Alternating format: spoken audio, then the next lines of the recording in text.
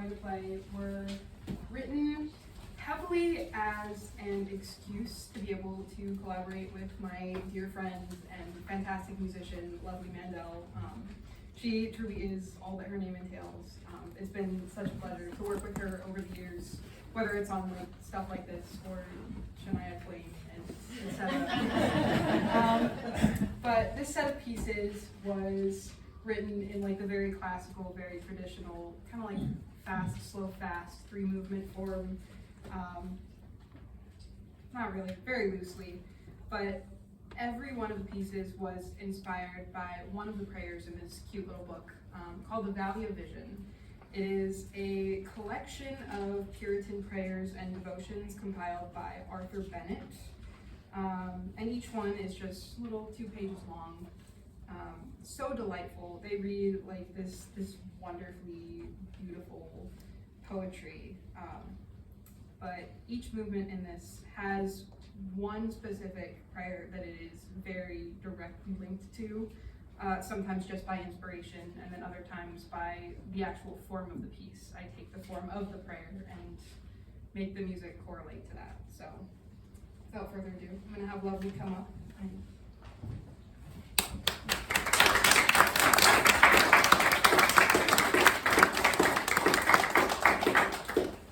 Take a second. Before we play each movement, I'm going to go through and read the actual prayer that it was based on so that you kind of get the context and understanding of where the musical ideas are coming from.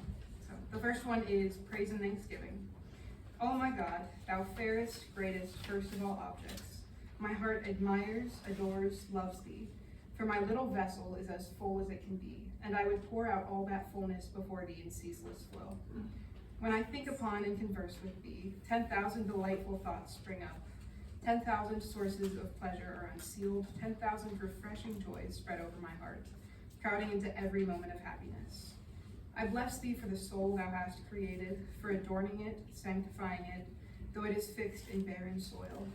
For the body thou hast given me, for preserving its strength and vigor, for providing senses to enjoy delights, for the ease and freedom of my limbs, for hands, eyes, ears that do thy bidding, for thy royal bounty providing my daily support, for a full table and overflowing cup, for appetite, taste, sweetness, for social joys of relatives and friends, for an ability to serve others, for a heart that feels sorrows and necessities, for a mind to care for my fellow men, for opportunities of spreading happiness around, for loved ones in the joys of heaven, for my own expectation of seeing thee clearly.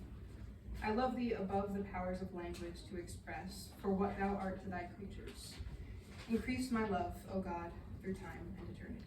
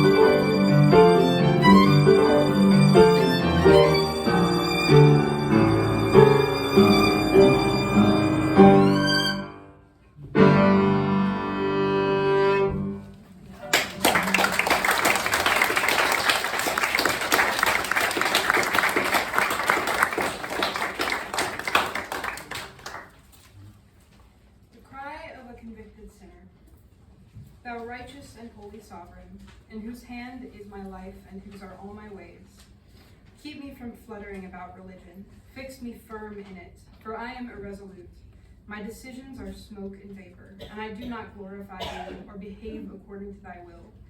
Cut me not off before my thoughts grow to responses, and the budding of my soul into full flower, for thou art forbearing and good, patient and kind.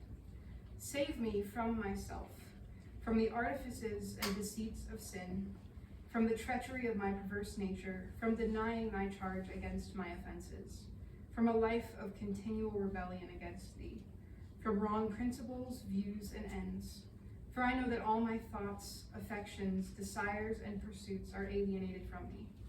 I have acted as if I hated thee, although thou art love itself. Have contrived to tempt thee to the uttermost, to wear out thy patience. Have lived evilly in word and action. Had I been a prince, I would long ago have crushed such a rebel. Had I been a father, I would long since have rejected my child. O thou Father of my spirit, thy King of my life, cast me not in destruction, drive me not from thy presence, but wound my heart that it may be healed. Break it that thine own hand may make it whole.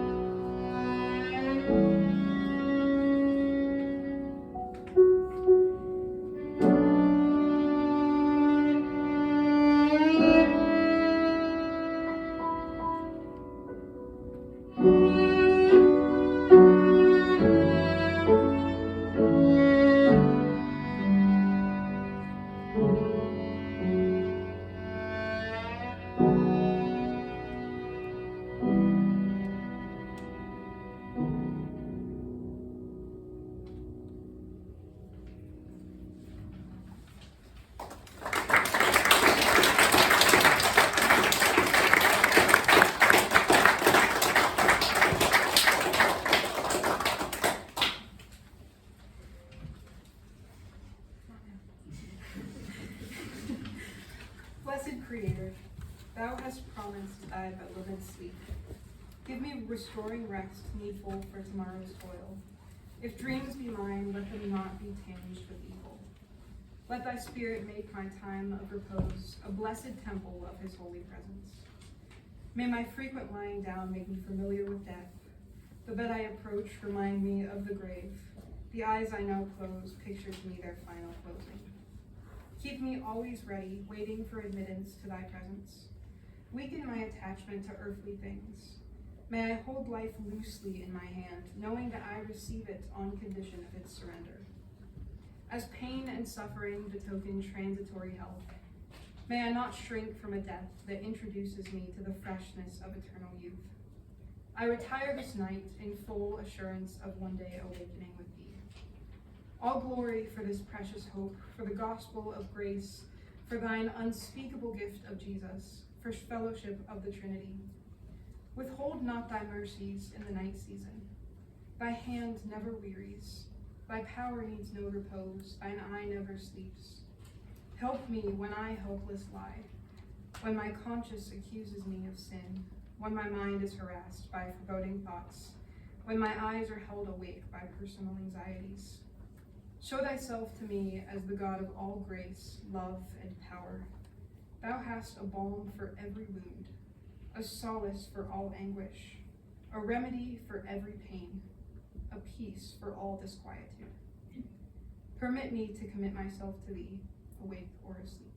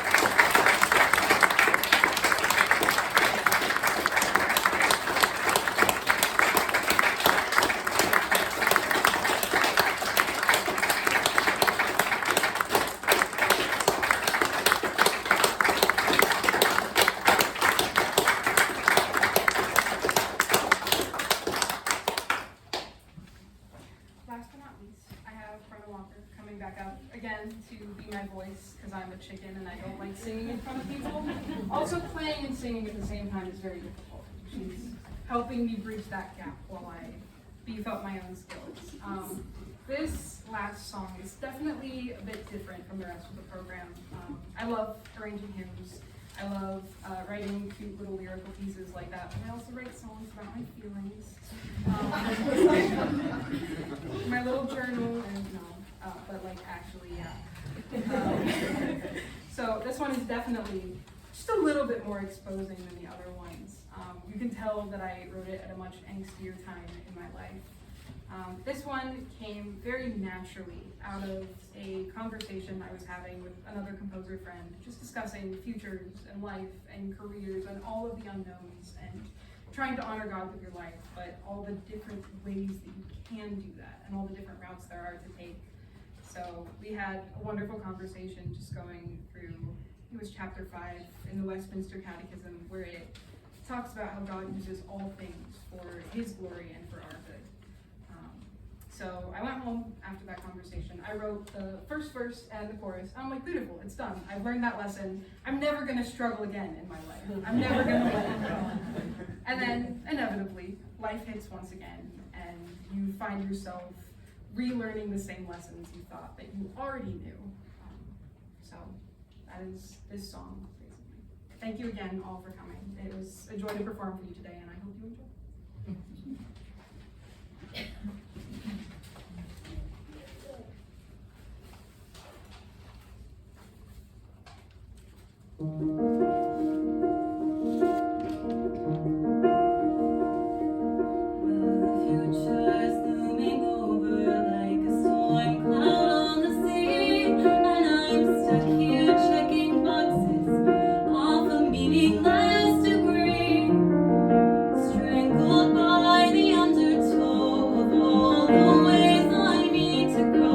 The more I learn, the less I know where I'm supposed to be.